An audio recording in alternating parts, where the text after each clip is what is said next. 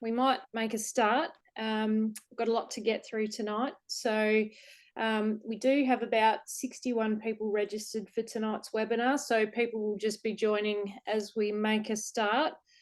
But I would like to start by saying hello and welcome to everyone for tonight's webinar called Planning Through the Unknown.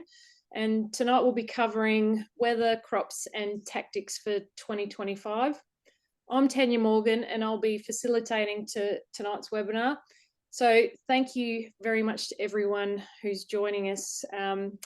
We've got such a good response for this. It's all come together in the last couple of days, but I think it says a lot about how much this season is really weighing on everyone's minds.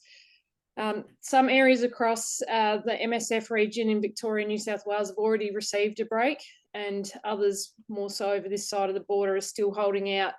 We're definitely watching the skies and feeling pretty uncertain about the season ahead, especially after last year threw such a curveball. It's pretty easy for us to feel pretty nervous about what's going to happen.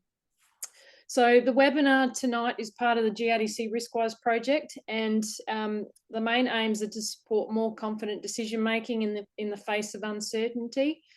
And it's not by any means replacing your gut feel or experience when you're making decisions, but providing extra tools to help shore up some of your thinking at this time of year. So you all know your farms and your risk tolerance better than anyone else, and tonight's session has been put together just to simply add some analytical thinking, some real data, and to help support the decisions you're already weighing up. We're also supported by the De-risking Seeding project, and that's funded through the Future Drought Fund, and that's currently doing a lot of work in the space of improving seeding outcomes, and well, that's exactly the challenge that we're all facing now. So I'll just quickly go through the agenda for tonight. So we're going to start off with Jeff Braun, who is the agronomist, and he's going to provide a bit of a summary of what worked well last year and what didn't, and how you might take that into what you're thinking about doing for this year.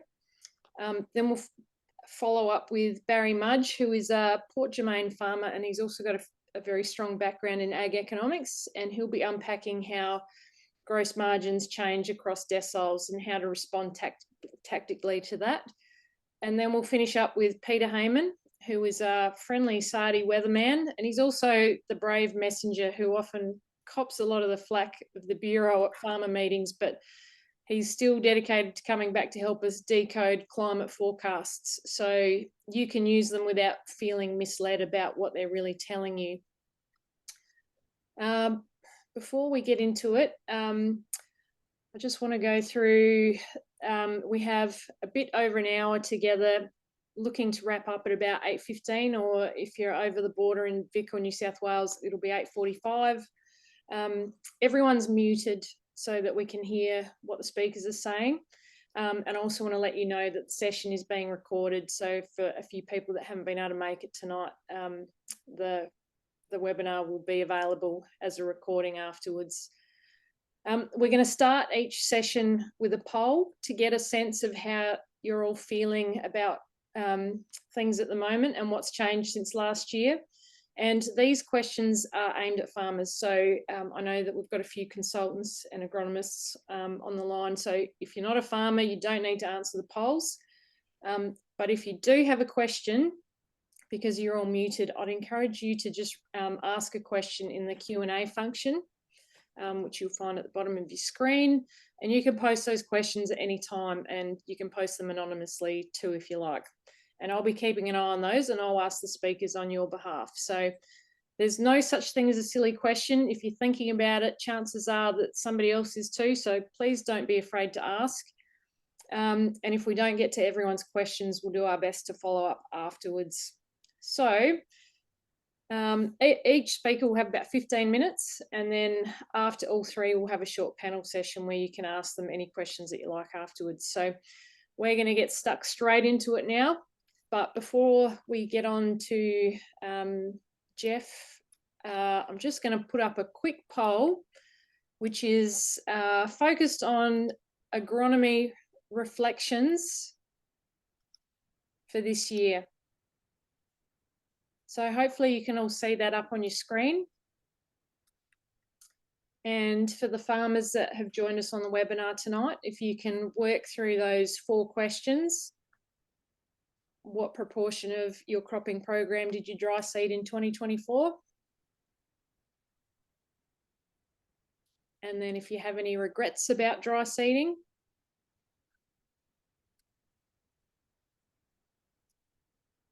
Whether you've started dry seeding. And if we don't have a break until late May, do you expect to dry seed the same proportion? And I'll just give you a minute to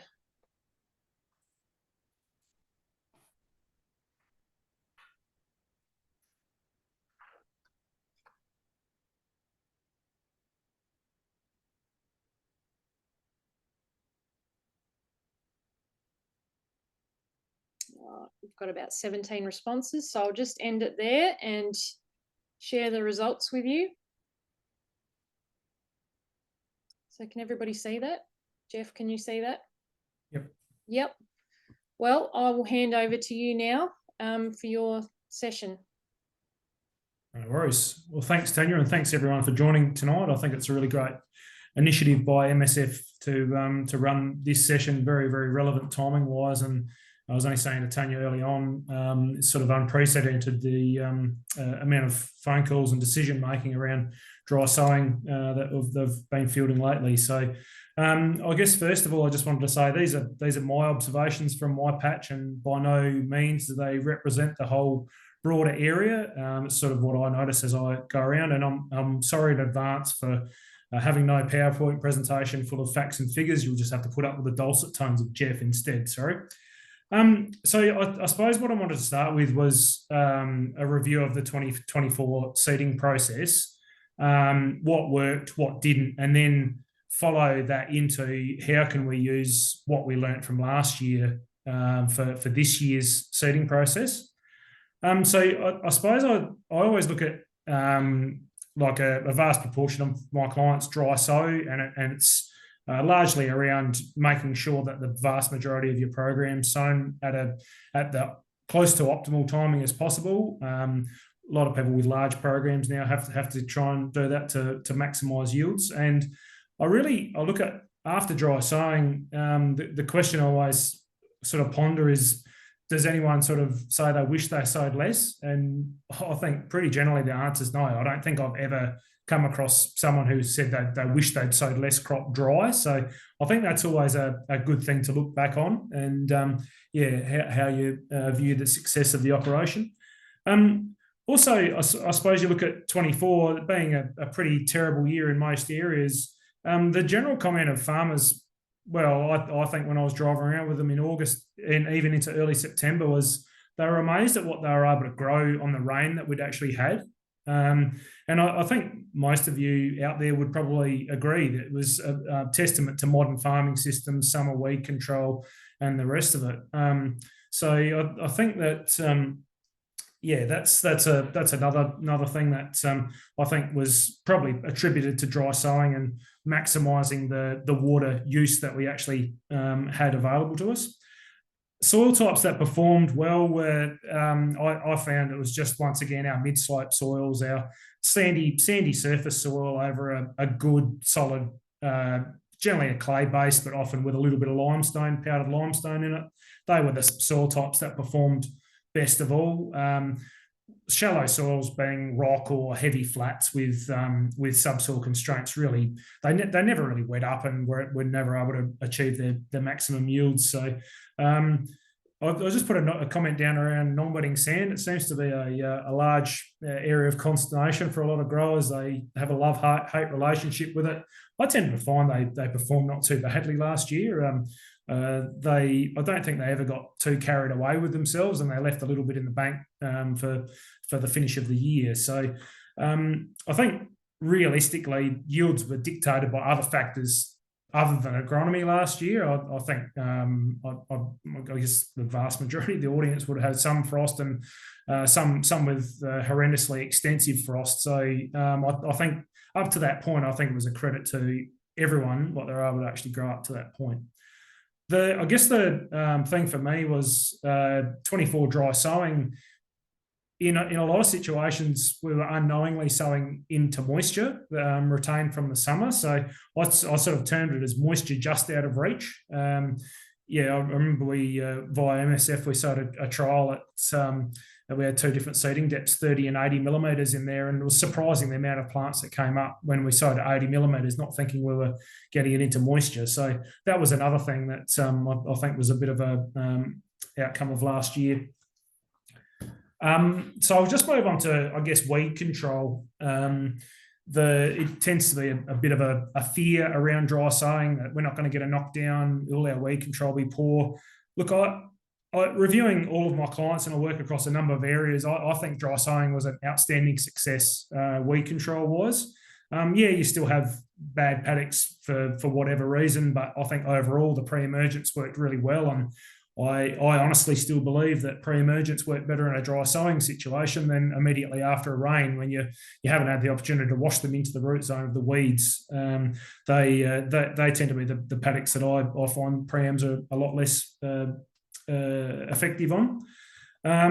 Very little damage overall I found with the rain, the light rains that we had, and I suppose even in some bare areas, I just recommended turning the pre-emergent off in those situations just to avoid any crop damage. And it sort of comes back to a mantra that I use in my business, where one of the farmers over at Butte that I worked with a while ago said that he'd rather have a crop and some weeds as opposed to no crop and no weeds. And I think that's still very relevant when you consider the value of cover on your farm nowadays, and certainly a decision that I'm still making with a lot of my growers this year, particularly where they've had some stock issues with eroding some sandhills.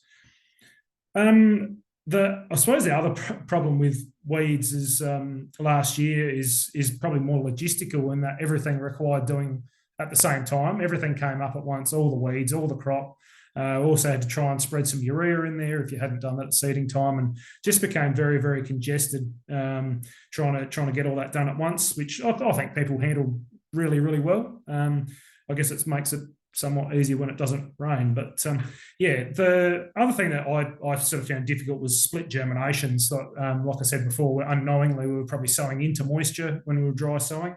And yeah, at some stages we had crops at tillering and crops at flag leaf emergence and crops at 3 leaf all in the same paddock, and trying to come up with brews around that was a little bit difficult.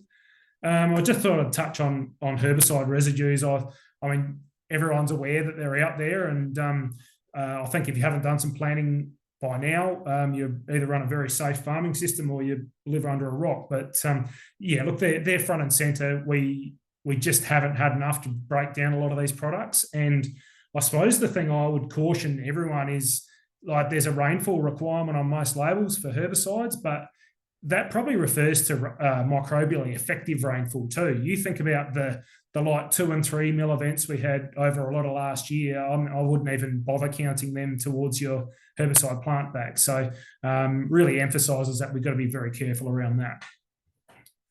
So moving on to 25 seeding, what's different about this year? Well, first of all, we don't have, in most situations, I mean, fair enough if people have had rain or good summer rain, late summer rain, we don't have any near subsoil moisture. And I say near, I've been doing a bit of soil testing lately, deep soil nitrates, and I'm actually finding decent moisture at depth under some sort of rotations, be it hay crops or lentils from last year. So it's not as though we're completely lacking subsoil moisture. So that does give me a bit of confidence going forward. We will need rain to join it up, obviously. The other thing that I'm finding too is we've actually come off one of the worst years in 100 years. And I think the stakes are really, really high this year. And I think in turn that creates a lot of pressure to get things right. And I think it's just not clouding growers' judgment at the moment, but it's just the pressure to make sure things work well this year and get back on track is super important, or very, very pertinent for a lot of growers.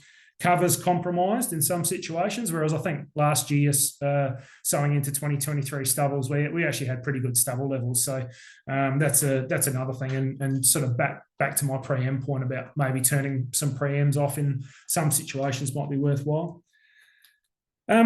So I suppose I'll just cover off, hopefully fairly quickly, in terms of my decision making and some of my growers' decision making around dry sowing. And as I mentioned earlier, like a lot of people who dry sow have fairly large programs. Like once upon a time, where you had, I don't know, a 3,000 acre farm and you only sowed a third of it, you could wait for the rain. It didn't really matter if you worked it up, worked it back, sowed it, prickle chained it, whatever. It was still relatively timey. Now with people with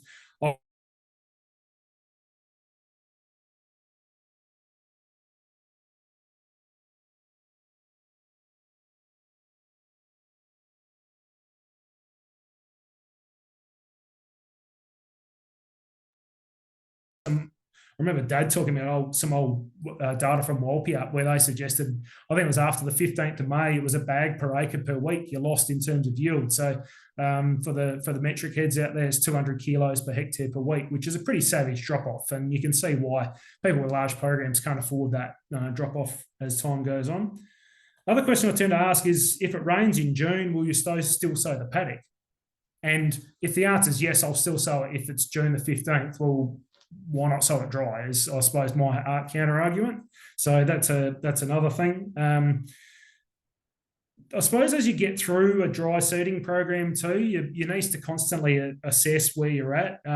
For example, at the moment we're talking about in the Northern Mallee dropping riskier crops like canola, just because you look at the CSIRO flowering calculator for canola, and if we're unlikely to have any crop emergence prior to May 15th, and you're basically outside your optimal flowering window already. So we're making decisions around dropping that, especially with the lack of subsoil water. I just think you need to be flexible right through your rotation, and just keep making decisions on sowing crops on the good part of the rotation when you know they're going to yield, and be flexible. Another thing I'm tending to find as well is what I sort of refer to as weather analysis paralysis, and I think there's that many forecasts, and I think every time I hear a farmer ring up, they say, well, such and such said it's going to rain middle of May, and then it's the end of May, and then it's the June, and then it's never going to rain again. Peter will probably cover this later on, but the forecast accuracy this time of year is incredibly inaccurate or poor. So I think you just need to look at the conditions you've got in front of us, keep an eye on the 8 to 10 day forecast, and make decisions on that. And just use all the information available to you. Couple other quick points, as it won't be perfect. Like, I'm not perfect. No one I've met is perfect, and your crops won't be perfect. Just accept that, but they'll still be good.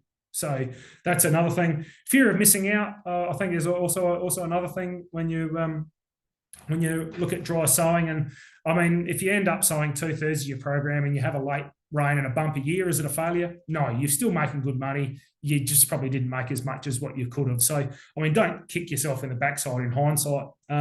Last point I suppose I'll cover, I realise I'm running out of time, Tanya, is sowing depth. And it seems to be a great point of discussion. I mean, last year it was a lot of people sowing deeper, chasing moisture, whereas this year we don't have that moisture within the root zone. And I'm just basically telling people sow at the depth works. And most people will have a figure straight away in their mind that they like targeting seeding depth wise. And I think, don't overthink it, just sow it at that. So hopefully I haven't taken up too much time, Tanya, and I'll pass it on to Barry, I think.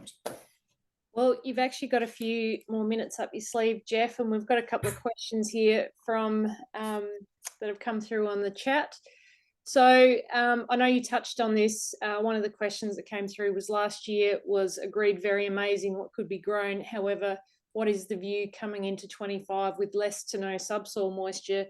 And you touched on a few of the key agronomic points, but perhaps can you share any of the sentiments that you're seeing out there working with some of your farmers, how they're actually making those decisions about whether they put the same amount of crop in or pull back, or that seems to be the really tricky situation?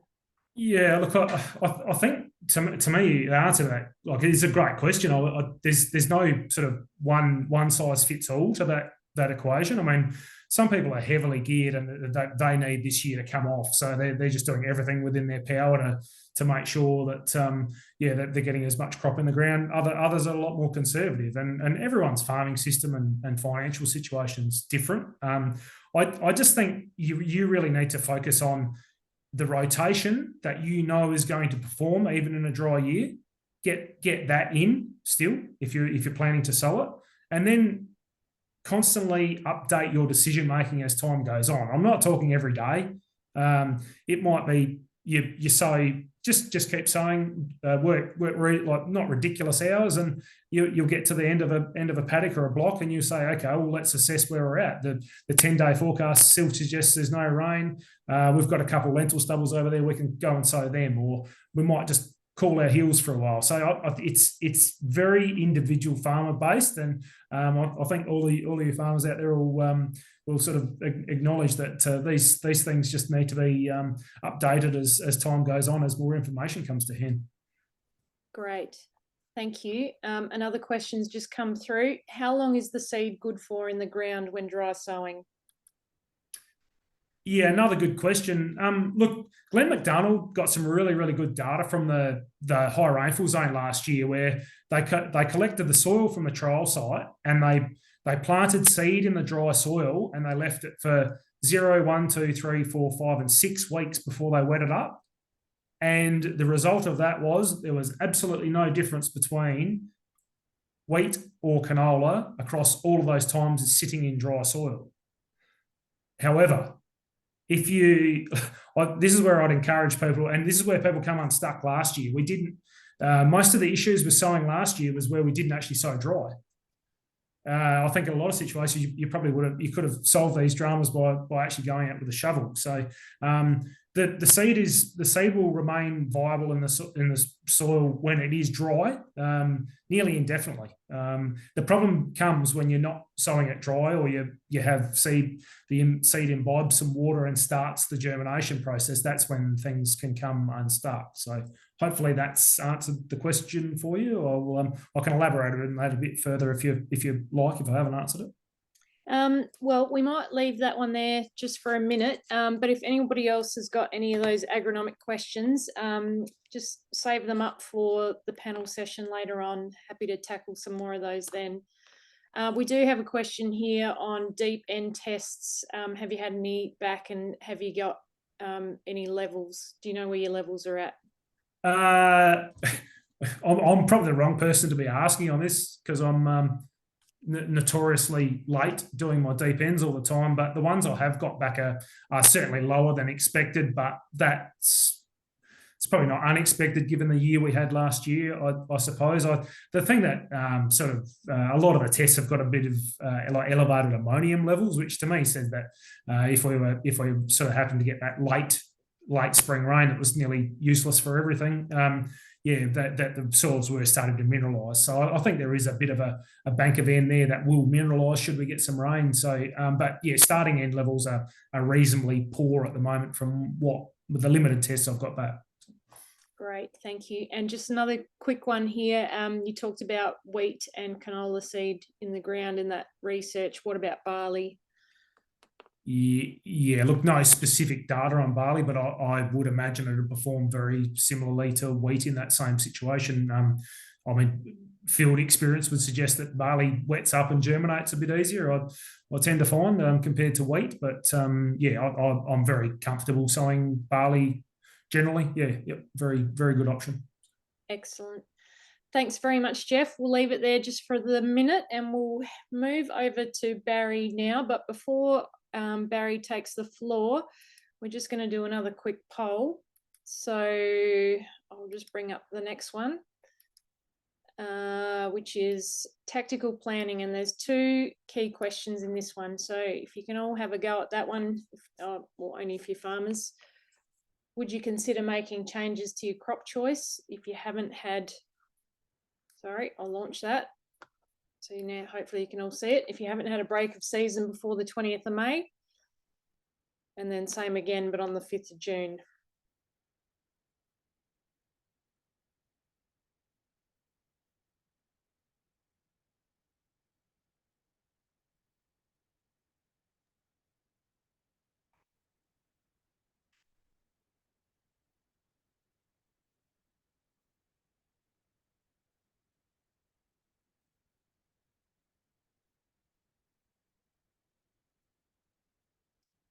Okay, and I'll just share those results. And over to you, Barry.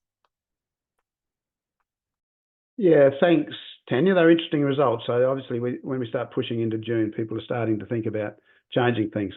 Yeah, well, and of course, you know, right now we're all in a bit of a state of I won't say confusion, but we're all sort of looking at mostly low plant available water and a seeding situation that is perhaps not as ideal. We certainly, I'm not a forecaster, but we can't see anything happening until perhaps at least the middle of the month. So what I'm going to do, and I'm just going to share my screen.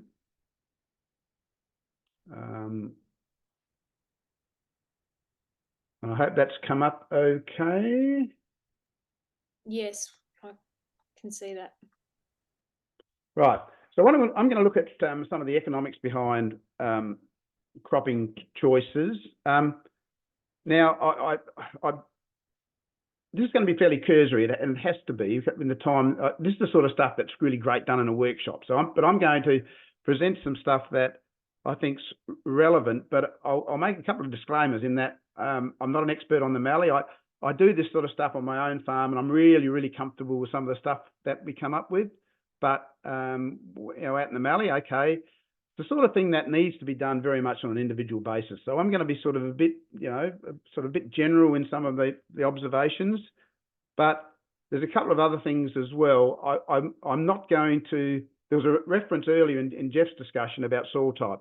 I'm going to sort of almost put a bit of a disclaimer on soil type. I'm just going to use a fairly standard soil, and I know that doesn't exist, but that's when I'm looking at these things, I'm not going to worry about soil type. I'm very much going to focus on water limited yield, and so I'm not ignoring frost and other things that can drive yield, but I'm thinking that most of the concern at the moment sits around water limited potential yield. So I'm going to focus on that as when I'm looking at sort of the economics, and essentially what my explanation is, it's around gross margins. So just to, I mean, everybody knows what a gross margin is, but just a really quick recap. Gross margins is essentially about, you know, what we get out of a paddock, the yield times the price minus just the cost that we put into it, the input cost, the fertilizer, the seed, the chemicals, and it doesn't allow for the overhead cost. So if we look at last year, there'd be a lot of farm businesses that didn't turn a profit. Certainly ours was one of those. But what we're trying to do when we're actually going about making some thoughts about our farm program, we're hoping that at least when we go and put some effort into a paddock, we're going to get a positive gross margin out of it. Now, again, last year, I'm sure a lot of us had paddocks that didn't produce a profitable gross margin, and certainly from a farming point of view, that's a very ordinary situation to be involved in. So, I mean, traditionally, we'd always look at a gross margin as being on average yield, and this just comes out of the PIRSA gross margins estimate from last year, across low, medium, high rainfall, and you just select an average yield and you work out a gross margin.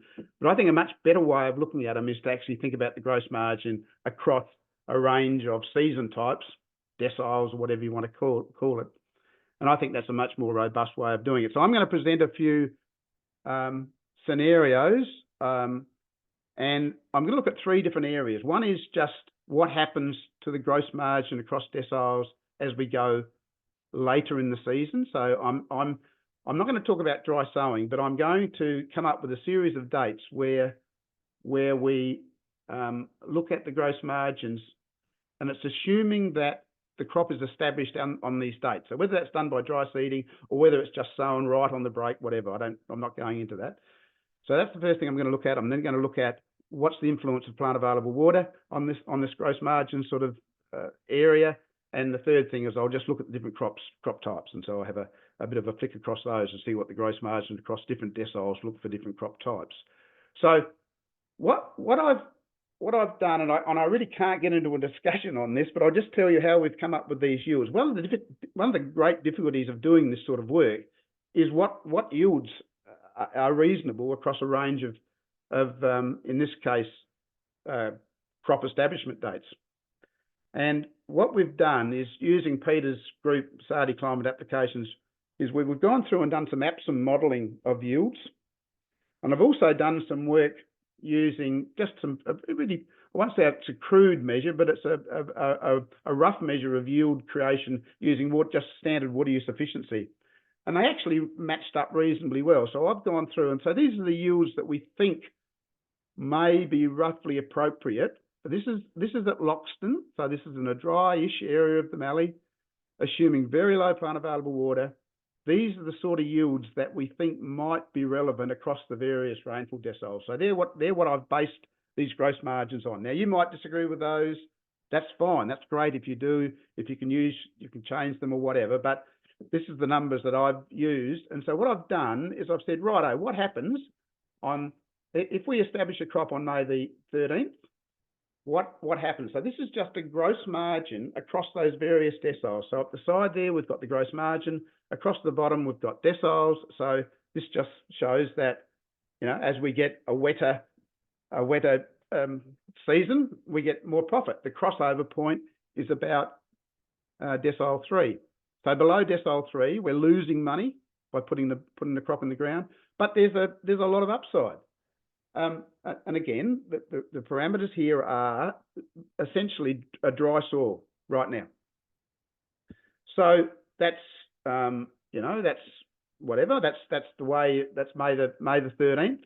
What happens if we go 2 weeks later? Well, essentially, we're just dropping the curve. The crossover point becomes about decile 4, 4.5, based on those yields that I put up before.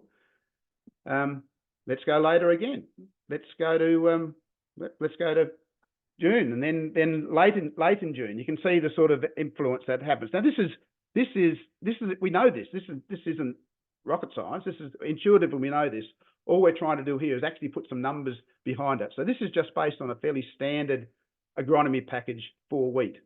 So you can see that at Loxton, there's a fairly reasonable chance once you start getting into June that you'd have to start looking at, based on these numbers, based on those yields that I talked about before, you're going to be looking at the potential to have to, at least think about, the prospect that you're going to be losing money on the actual action of going and trying to sow a crop. Let's look at another area in the Mallee. We've chosen to look at Lameroo. Now, this is a very different situation, of course. This is much wetter area, and the yield changes, the yields are much higher.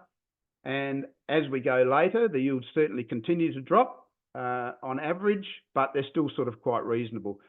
So when we do the same exercise there, again, assuming a fairly standard agronomy package, based on those yields across deciles, we end up with something like that. So I'm not going to go through those individually, but clearly in that much better part of the Mallee, you'd be unlikely to be thinking about changing your program. Plan A will work pretty well because there's no real reason to change it, even though the result will be poorer the later we get. So that's just some simple figuring behind that.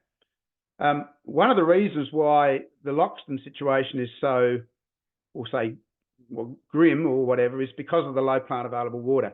So it's worthwhile looking at what's the influence of plant available water. What happens if we were to have had a thunderstorm or otherwise?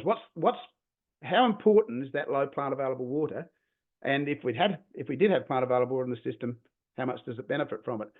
So again, I've just done some really simple numbers here. I've just said, let's look at two other scenarios when we had 30 millimetres of plant available water instead of virtually a dry soil of only 10.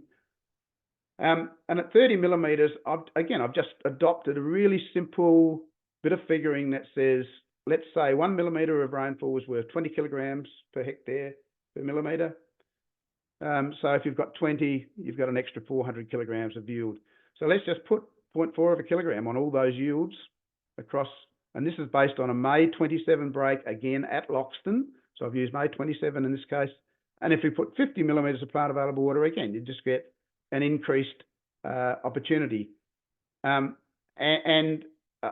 course, then what goes with that then is to make sure that our agronomy is correct to at least back up the additional yield availability. So there'll be more nitrogen put on in this. So again, when we start, we flick this over and we put it into a gross margins point of view. This is the one we've already seen this curve. This is the 10 millimetre establishing May the 27 at Loxton. What happens if we have an extra 20 millimetres? Well, essentially, it's raised the curve almost to the stage where we haven't got any downside risk in planting that particular paddock, which is quite significant. 50, you know, basically you're almost guaranteed. Now, again, I said before, I'm not talking about frost or hail or anything else. I'm just talking about water limited yield. And there's other things that could go wrong, but you know, just it's quite dramatic the benefit that plant available water provides us with. And I unfortunately, most of us in a situation this year where we haven't got that plant available water. So let's then, I wanted to say, just look at individual crops. So far I've been talking exclusively about wheat. How does the gross margin across different deciles look for different crops? And again, I've done some pretty simple figuring here. Again, I'm basing it on Loxton. And all I've done here is I've said, well, let's assume that wheat and barley yields are identical. So we've done that. For canola, I've just said, let's say canola yield is 60% of wheat yield. Now, you know, I don't know, that seems to be a rough rule of thumb, but let's, you know, I could argue about that, but whatever. And lentils, I've just said, let's say they're 50% of wheat yield. So across the different deciles, this is the yield sort of progression we see. So wheat and barley averaging, you know, just around about 1.2 or just under, canola 0.7, lentils 0.6, but across the different deciles. Now, so we've seen this one. This is May. This is wheat. So on May the 13th, gross margin across the deciles. So we're saying there's a bit of a downside there, but there's still a really significant upside. What happens with barley? Barley is virtually identical. We'd expect that. The top side is just a bit limited because of the price of barley being less than wheat. But the downside a little bit better because of perhaps a few different chemicals or whatever, and a few different fertilizer applications. But essentially, that's pretty similar. Let's again compare to wheat. Let's just compare canola. Now that's an interesting one because it basically shows that most people would regard canola as a riskier crop, and in one sense, this is showing that trend. We've got certainly downside risk is increased, and that's just because of the cost of sowing canola. But on the upside, you know, this is based on canola at $800 a tonne. You don't need a lot of canola at $800 a tonne to start seeing profitable situations. And at the top end there, you know, in a good situation, a good yield, a good spring, we could see some pretty handy returns. And again, this is based on this really simple sort of rationale that says canola will give us 60% of wheat. Now, again, that's up to an individual whether they think that's correct or otherwise. But so canola not that bad, but not that good either. A little bit of downside risk there. The interesting one is lentils. And I've seen this in a number of cases. Now we've always tended to regard lentils as quite risky, but the actual cost of sowing lentils is quite similar to wheat. But on the proviso that if a person is set up to grow lentils, you know, they've got a good roller, they've got a good flex front or whatever, we don't need too many lentils at $800 a tonne to start showing a profit situation. And of course, the top end in lentils is just really quite significant. And I certainly, on our own farm last year, we were reaping 0.2 of a tonne of lentils and essentially covering costs of 0.2 of a tonne. So that's that. So lentils do have this upside associated with them. That, you know, basically the downside is never or hasn't been as bad as what we thought. But anyhow, that's requires a person to be set up to grow lentils. So there's just a few ideas about what I haven't done here. And basically, in the interest of time, what I haven't done here is discuss, well, if you decide things are too risky and we're going to swap out into something else, what do we swap out into? What's the process that we say, right, wheat's too risky, we need to do something else? Now, traditionally, that would involve some livestock.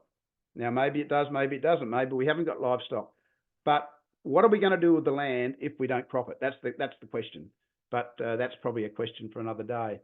So, Tanya, I mean, that's a really quick rundown of some of the profitability across deciles. I think just a few sort of take-home messages. I think farmers are really good at thinking about this intuitively, the way the risk changes across season types.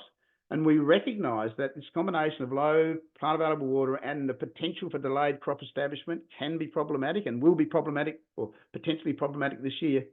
But I think thinking about gross margins across deciles is a pretty useful way of thinking about where we're going with this. And it can be aided by some really simple analysis. And essentially, this GRDC RiskWi is about that. It's just about doing some simple figuring and then sort of sophisticated thinking over the top. So, Tanya, I hope I haven't run over time. No, under time, Barry. I do have a question here. What did you price the wheat at in your calculation? I was basically saying $300 a tonne on farm. So essentially, it's well, I think from Loxton, you were talking around about a $40 location differential. So sort of around 340 Adelaide basis. Great, thank you. If you don't mind stopping sharing your screen, please, Barry. Certainly, I will stop sharing my screen. And thank you very much for that. Hopefully, our participants found those graphs useful in using them for decision making. So, one thing I just emphasise, Tanya, is that this stuff is just need to do this individually. This is not. It's really incredibly difficult to do this stuff on a region-wise basis, but really, really useful when you can do it individually. Yeah, great stuff. All right, we're going to move on to our final speaker for tonight, who is Peter Hayman. And before we do, I'm going to quickly bring up another quick poll. And this one is about using forecasts. There's only 3 questions on this one. Once again, if you're a farmer, please let us know your thoughts.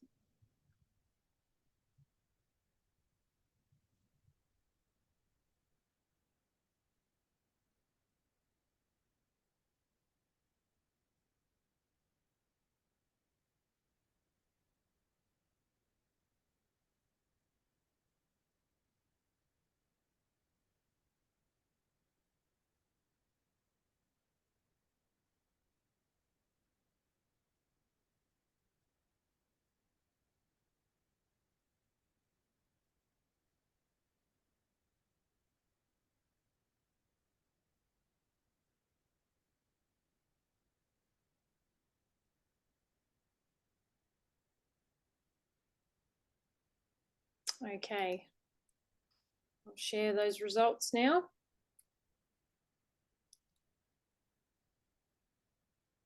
So most people agree that short-term weather forecasts influence seeding decisions. More neutral on the 3-month outlook. And we've got the barriers down below. So I'll hand over to Peter now to go through how forecasts are made and what they can and can't tell us, and the seasonal outlook for 2025.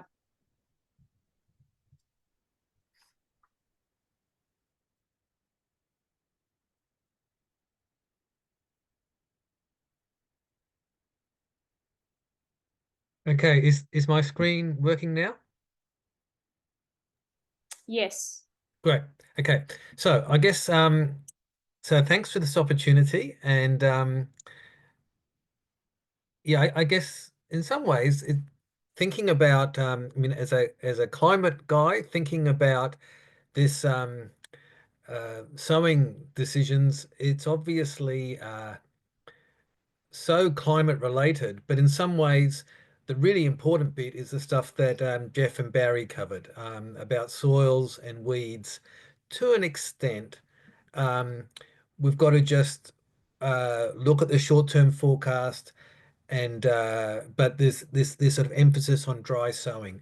The table I've got here is just using the a number of sowing rules. So 15 millimeters in 3 days, 9 millimeters in 3 days, where rain over evaporation is over a week, is there's more rain than evaporation over a week, or we have just taking a moisture budget and we get 5 mils in the soil there, and you can see that and so it is a cumulative numbers. And so if at Karoonda we want to be finished by the 20th of May, we want to have an emergent opportunity happening on the 20th of May. Historically, if it's 15 mils on 3 days, which you might need on a heavier soil, that's only happening half the time. These numbers are a bit sobering to see how often they occur. This is just using the 100 years of records. Down the bottom there in that graph is just the evaporation, the 10-day evaporation and the 10-day rainfall. The blue line is the rainfall, which doesn't change as much as we go from April for every 10 days into July. It gets a little bit wetter.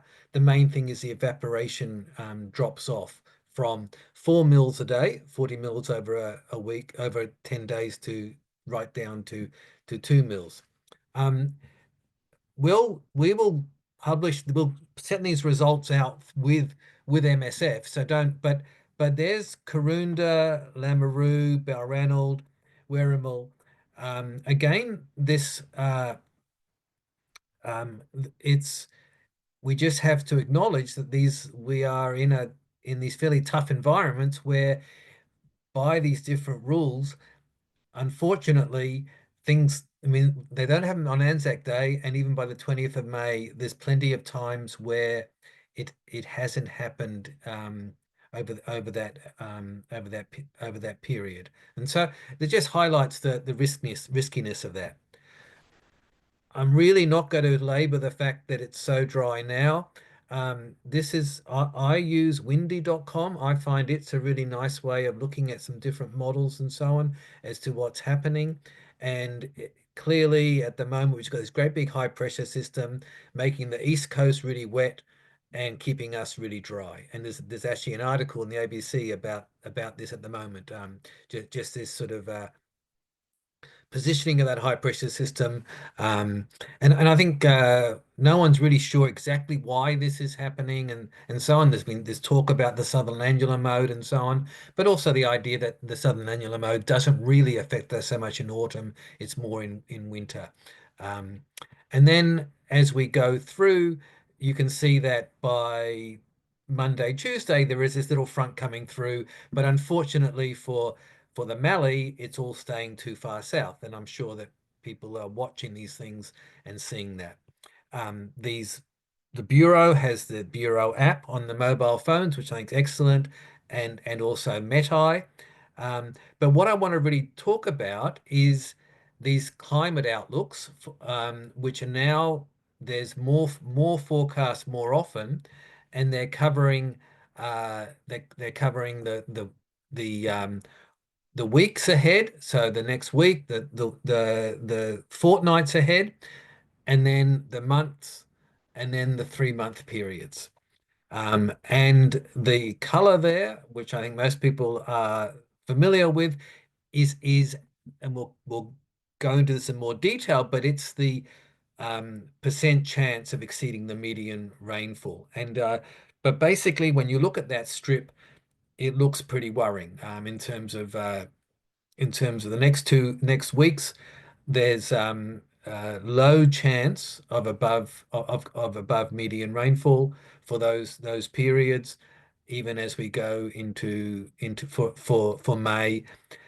Then there's this interesting aspect that as we go and we drop into the more winter period, we get that slight shift to green there. The easy interpretation here is it's not going to rain until June. I don't think that's the right interpretation. The other misinterpretation is to say, you beauty, once we get to that August period, we're going to get a wet spring. I don't think that's how we should interpret this as well. So I just want to go through that in a little bit more detail, that there is more information that we can use to look at these things. Wait, sorry, I'm not in the full screen here. So when you look at the map, the Bureau's map, which is on just if you just Google BOM, Bureau Meteorology Climate Outlook, you'll get and the rainfall outlook, you'll get this information. When you look at that, there's this little magnifying glass over on the top left-hand corner there. It's really important that you are aware that there is that magnifying glass for important decisions, because you can click on that magnifying glass and then it will pick up what the model runs are saying for that location. So it's picking on that map, and that's the outlook for that period. So what this is saying is how many of the model runs fell in deciles 1 and 2, 3 and 4, 5 and 6, 7 and 8, 9 and 10. So the grains industry was part of funding this extra work, and we had grain growers involved in sort of helping design this and so on.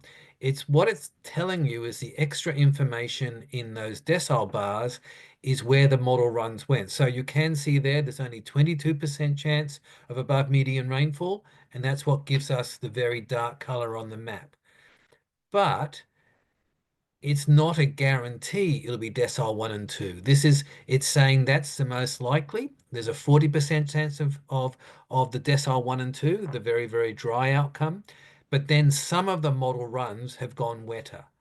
And this is, I guess, this is talking about planning through the unknowns. Even at a weather time scale, there's of a week like this, there's still, when they're running a supercomputer, they're getting some runs that do allow for a bit of rain. So that system coming through next week, coming a bit further north, it's unlikely, but it's still possible. The problem here is that even that 22% chance of getting below median rainfall, sort of the 22% getting above median rainfall is still a chance in there. So this is using Meteorolux, just looking at that for Lamoureux, just picking up from the different models, are picking up a very, very small chance, I mean, a very, very small amount of rain at that period. I would love to be able to show you a graph where we were seeing somewhere where we're getting a lot of rain predicted in the next few weeks, but I think, yeah, so I would really love to be able to do that. Unfortunately, I can't.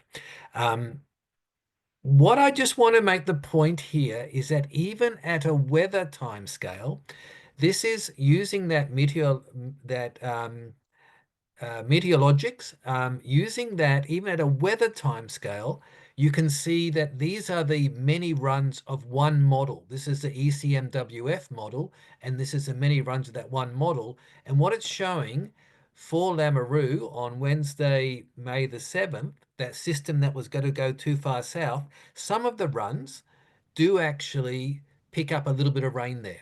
And then the next Sunday, there's one run that picks up them. So these, what I'm saying is that there's a spread of runs. And even at a weather time scale, that's why there's always a range. The range isn't because the Bureau is just saying, oh, we better cover ourselves and give us a bit of a range. The range is because these very, very sophisticated models are run many, many times and giving us a spread of results. So you can see that the ensemble mean is 0.5 millimeter, but the maximum there is 4 millimeters. Again, like I say, I would love to be able to show you a graph that showed much more than that. But you can go and look at this and see and get that little bit of extra information. Why is this important? Because we tend to interpret these these colors as maps of it's going to be just really, really dry. What we're saying is the chance of being dry is much higher than the chance of getting some rain. Or when we go to this final more encouraging map, again, the problem here is that we tend to look at that map and read it as a rainfall map, whereas all it's saying is that more of the runs went wetter than dry, but only slightly more. So let's look for May at Lamoureux. So here we are looking at again a pretty unhappy outlook. But when you look at it closely and you click on that little uh, um, magnifying glass, you can see that there's still 30% of the runs are going wetter. So this is, I guess, in one sense, some people would say, oh well, if it's just a spread like that, we can't use that. I think that's where this could be linked up to the sort of stuff Barry's talking about.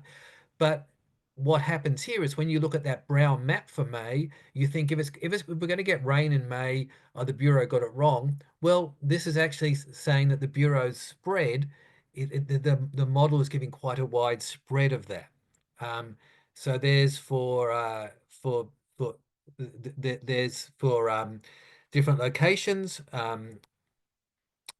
For Lamoureux and for Oyen and the different outlooks for that May to June period. Again, it'll be a mistake to read this period as this is the June to August period. It'll be a mistake to read that as a guarantee of it being wetter. Of course, no one's going to be doing that, but we tend to read these maps as a single outcome rather than this spread of outcomes and the maps representing where the spread's going. What happened last year is that we had that really, really dry autumn, and then that June to August, we got that rain right on the right at the end of May, and at that time, the outlook went from a brown map to a green map. And what I found is that talking to people, a lot of people were interpreting that graph, those maps, as 60% chance of above median rainfall, or the Bureau says we're going to get a bit wetter than average. No, the Bureau is saying that 60% of the model runs went slightly wetter than average, and 40% went drier. And if you clicked on that little magnifying glass for your location, you could see exactly where the model runs were distributed. Just really quickly finishing off, that's the Bureau information for people who really want to look at more information here. This Copernicus Climate Service. These are reputable models, and so I'm just going to quickly run through these. These are the percent chance of exceeding the median. So the similar sort of for the consensus forecast of the suite of models there for May, June. So what we're saying is that the consensus for Australia just is white. So that's a neutral outlook. Neither the runs going wetter or drier. Sorry, equal number of runs going wetter or drier. July, August, September. And so we're just shifting slightly to that reason. So there's something the models are picking up into that spring. Don't take this as it's going to be a good spring, because even this is saying just that 60 to 70% chance. But there is something slightly encouraging there, and it's well worth looking at. Again, and this is the same for ECMWF, just finishing off with this. This is for May, it's looking dry. June, July, August, September. So I think what's important, again, looking at these maps can be dangerous because we read that as, oh, it's a rainfall map, it's going to be wet. No, what we're saying is that the odds are changing slightly over that time. So I think people are really comfortable using the short-term forecasts. As we go to these seasonal forecasts, the real problem with them, yes, they're inaccurate in one sense, but the real problem is that they're too broad, they're too spread out, they're too vague. But the Bureau isn't hiding that factor. And if you look at this carefully and you click on those little magnifying glasses, you can see what's happening there. The challenge, I guess, for us in agriculture is, are there ways that we can use this sort of information to help with thinking about the future, rather than converting it to it's going to be a wet season or it's going to be a dry season and a single outcome. So that's a really quick run through, Tanya. And I guess I'm with the general sense that growers have there of following the short-term forecast, and I don't think there's really a problem there. People are using them well. And I think what they're doing is they're also seeing stuff that's happening a bit further out. At 10 days or something, they're bringing it. They're following that. A week's a long time in weather, isn't it? So we can look at that more carefully.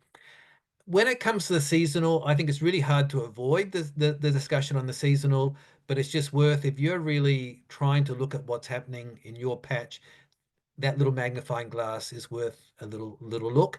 And if you want to get some more information, that Copernicus site's worth having a look at. Great, thanks very much, Peter. It's a shame that we can't get more accurate forecasts in the longer term. But I do have a question here from the crowd. So AI was most accurate at predicting the path of Cyclone Alfred. How far away are we getting from AI rainfall forecasts? Yeah, it's a really active area of research, and I think so. And this is when I point out I'm an agricultural scientist, not a climate scientist. So I think my understanding of what I'm reading is that AI for short-term weather and that example with the cyclone tracing and so on, AI is going to become part of that, and it's going to be doing that. AI is already being used in how they bring together all the satellite data and so on, to initialize the models and so on. When it comes to seasonal climate, I think AI will help, but I don't think it's going to solve our basic problem. And the basic problem is that what climate scientists will say is we just get a divergent system. There's too much, there's too much I guess, pure randomness in the future, which even AI won't be able to capture. So what AI will be able to do, I think, is capture short-term information really well. It will be able to improve how we understand how frost moves across the landscape and some of these things exceptionally well. But in terms of predicting what's going to happen this spring, I think you're still going to need my chocolate wheel. Excellent. Thank you very much for that, Peter. That formally concludes your little talk on the weather. We're now going to open up for a 10-minute panel session. So I've got a couple of questions already coming through, but I'd ask all the speakers to unmute and be ready to take a question. If anybody's got anything else they want to raise with any of our speakers tonight, please feel free to put them through now. This one's more of a comment than a question, and one of you or all of you can make a comment on it. Forecasts are not helpful for farmers' mental health, so perhaps we shouldn't be talking about them at all. I mean, I think that's right. I think it's, I can only imagine how tough it is, yeah, I guess the problem is that they're going to be talked about whether we like it or not. Let's improve the conversation about them. I guess is where I would see. I really do think that we can overemphasize forecasts, and we can talk too confidently about them, including forecasts of it being dry. We can overemphasize that, and in one sense, the unknown aspect of the forecast, even though it's frustrating, is a sense that we don't really know. We don't know the future, but we have some information on the future with forecasts. But I think we need to be very modest in how we talk about forecasts. Barry, from a farmer's point of view, do you agree with that statement? Well, I think Jeff mentioned, I can't remember the phrase he used, but yeah, look, we are almost sort of overburdened with weather forecasts, and I think you just got to walk away from them, but that's really hard to do. I think the challenge always that I have in this area is that we're all incredibly interested in it, but how do we get value out of it? And I think, you know, history, and Peter alluded to it, we actually use weather forecasts remarkably well, providing we accept that, you know, that 4 to 5 day is the maximum sort of accuracy window. But I think the mental health stuff happens when we start looking at them at an 8 day and 10 day and start half believing it. And I think you're just better off just completely walk away from that and just take the 3 or 4 day and say, well, okay, forget about the long term stuff. So that's a mental attitude rather than mental health. I think you just got to make sure that we're realistic about what these things are trying to provide us. This is an incredibly difficult time and as again Jeff alluded to, there are a lot of farm business out there that are absolutely banking on this year, and so the stakes are high, and it's really hard to just completely walk away from anything that's being thrown up at us under those sorts of scenarios. Yeah, thank you. Jeff, probably a couple of questions here for you. How much moisture do you save by dry sowing compared to sowing straight after a rainfall event? I don't know if it's about saving moisture. It's about utilising moisture the most efficiently that you can. And a classic case of that is on the Eastern Border District recently. There's been sort of a rainfall event of 7 to 10 millimetres of rain, and anyone who's got crop in the ground that's going to germinate. Anyone who's sowing into it, it may germinate, it may not, and it looks like already there's no more sort of rain for another 10 days. So I guess like dry sowing, I feel maximises that use of water by the crop. You can get a crop up on not much, and it'll sit there at this time of year pretty happily on sort of light rainfall events. But I suppose the old saying, the seed sitting in your silo won't grow. So it's not about saving water per se. It's about maximising the water use of the actual crop when you sow it. I hope that answers the question. Okay. Yep, and it's probably going to be a bit dependent on soil type. Yeah, absolutely. And I'm certainly expecting on my clients' farms where they've got heavy soils there, that they're not going to get a crop up on that. But gee, they've got 70-80% of the crop up and going in a pretty good rotation. I'm pretty confident of the crop's prospects going forward. Yeah. Thoughts on silicon-based fertiliser? Silicon-based fertiliser, it's probably... I'm guessing this is referring to its sort of stress shielding properties. Look, I don't have enough experience with it. I think it's still an area that's being looked at research-wise. I know there's a product, they're using silicon-based product as a seed coating for saline areas, and that looks to have a lot of promise, but I think it's probably just going to have a little bit more research done on it. Look, I suppose maybe just expand on that question a bit. Silicon's not necessarily an essential plant nutrient either. But it has this sort of funny effect on plants. It's not needed for growth, but it actually assists in some things within the plant. So maybe just expand on that one a little bit more if possible. Okay, whoever submitted that question, you can add to that if you like.